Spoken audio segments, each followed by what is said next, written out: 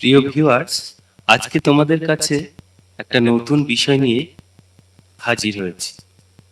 অনেক সময় তোমাদের মোবাইলের সঙ্গে পিসির কানেকশন করতে গিয়ে বারবার কেবল লাগানোর একটা ঝামেলা থাকে। সেই ঝামেলা এখন সম্পূর্ণ মুক্ত।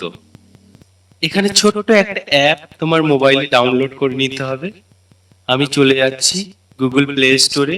এখানে জাস্ট অ্যাপটার নাম আমি এখানে লিখছি। দেখো, অ্যাপটার নাম হলো সলিড এক্সপ্লোরার। আমি এখানে সলিড লিখলেই সলিড এক্সপ্লোরার চলে আসছে।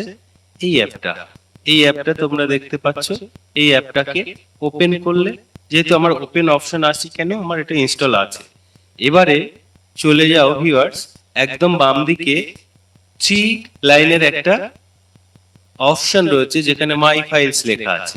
ওখানে টাচ করে চলে যাবে একদম নিচের দিকে। দেখো, এফটিপি সার্ভার নামে একটা অপশন আছে, ওটাতে টাচ করে দাও। এবারে তোমরা দেখতে পাবে এখানে একটা এফটিপি অ্যাড্রেস কি লেখা আছে, এফটিপি ক্লোন //192.168.1.247 ক্লোন। এখানে একটা পোর্ট নাম্বার আছে, এই পোর্ট নাম্বারটা তুমি চেঞ্জও করে নিতে পারো। এবারে এখানে জাস্ট স্টার্ট বাটনে ক্লিক করলেই তোমার এফটিপি সার্ভারটা মোবাইলে অন হয়ে গেল। এবারে চলে আসি পিসিতে। এরপরে ভিউয়ার্স, তোমরা চলে যাবে দিস পিসি আইকন। এই দিস পিসি আইকনের উপরে ডবল ক্লিক করে এটা ওপেন করলে, ওপেন করার পরে একদম চলে যাবে এই যে থ্রি ডটের এখানে ক্লিক করলে তোমরা একটা ড্রপ ডাউন লিস্ট দেখতে পাবে। তো এখানে আমরা দেখতে পাবো কি, ad network location. Ad network লোকেশনে তোমরা ক্লিক করলে, ক্লিক করার পরে welcome to the ad network location wizard. এরপরে তোমরা নিচের দিকে চলে আসবে, দেখতে পাবে নেক্সটে ক্লিক করবে। ক্লিক করার পরে choose a custom network location ফোল্ডারটা সিলেক্ট থাকা অবস্থায় তোমরা নেক্সটে ক্লিক করবে। ক্লিক করার পরে এই যে ইন্টারনেট অর নেটওয়ার্ক অ্যাড্রেস, এই জায়গাটায় তোমার মোবাইল থেকে পাওয়া এফটিপি অ্যাড্রেসটা এখানে বসিয়ে দেবে। আমি এখানে এফটিপি অ্যাড্রেসটা বসিয়ে দিচ্ছি। এই যে বসিয়ে দেওয়ার পরে নেক্সটে ক্লিক করবে।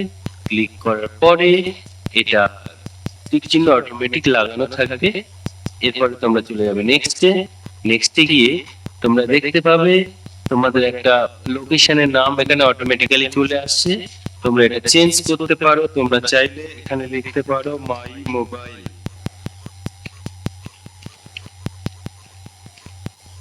আমি লিখে দিলাম মাই মোবাইল, তারপরে নেক্সট, তারপরে ফিনিশ। এবার দেখো, তোমরা দেখতে পাবে তোমার মোবাইলের মধ্যে থাকা সমস্ত ফোল্ডারের অ্যাক্সেস এখানে চলে এসেছে। এই যেমন ডিসিআইএম, তোমরা জানো যে ডিসিআইএম এর মধ্যে সমস্ত রকম ফটো, ভিডিও ইত্যাদি স্টোর হয়।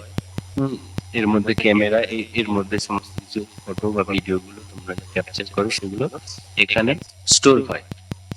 এবারে আমরা দেখে নেব, দেখো এখানে এই মাই মোবাইল নামে যে ফোল্ডারটা আমরা ক্রিয়েট করেছি এখানে চলে এসেছে। তোমরা সরাসরি এখানে গিয়ে এটা ওপেন করতে পারো। ওপেন করে তোমার মোবাইলের সমস্ত কিছু অ্যাক্সেস করতে পারো। কি মজার না?